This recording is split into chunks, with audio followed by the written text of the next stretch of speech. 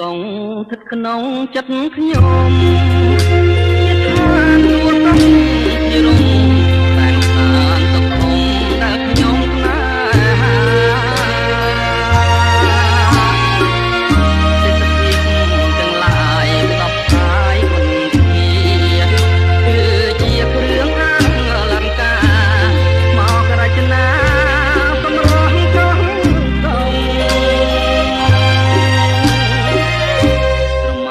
ដូចស្ថិតនាឋានកែណោ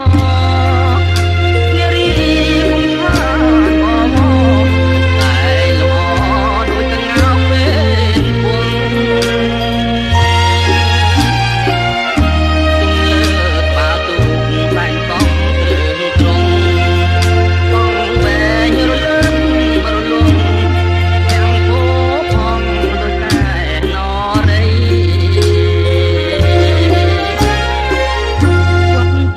ក្រោយគុណអរុនរៀងរះទូកមីដេដាសម្រប្រទះទេសភាពប្រពៃជាប់ចិត្តក្រោយគុណបានយន់សម័យរលករនឹងចាំងរស្មីដូចពេញឆ្ងាយរាញ់ចិនណា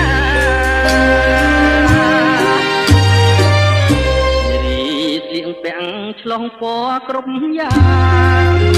អង្គុយក្រហមកោកោកាស្មាងរូបទឹកដ៏ថ្លាឡាក់ទៀងតែលៃអើតានកោះណាយកប្រាក់មកប៉ះកាយាគប់នេត្រាបុប្ផាកោះកង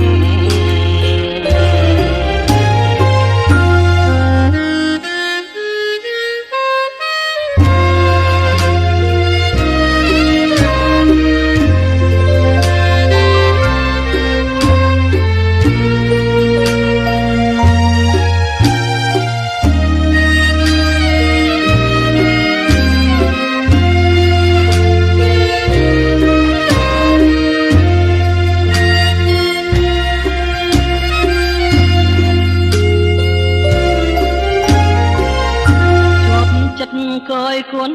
អរុនរៀងរាំងទូកមីដាសម្រប្រទះទេសភាពប្រពៃជាប់ចិត្តក្រោយគុណកាយយន់សម័យរលោករលេងចាំងរស្មីដូចពេញឆ្ងាយរាញ់ចិនណា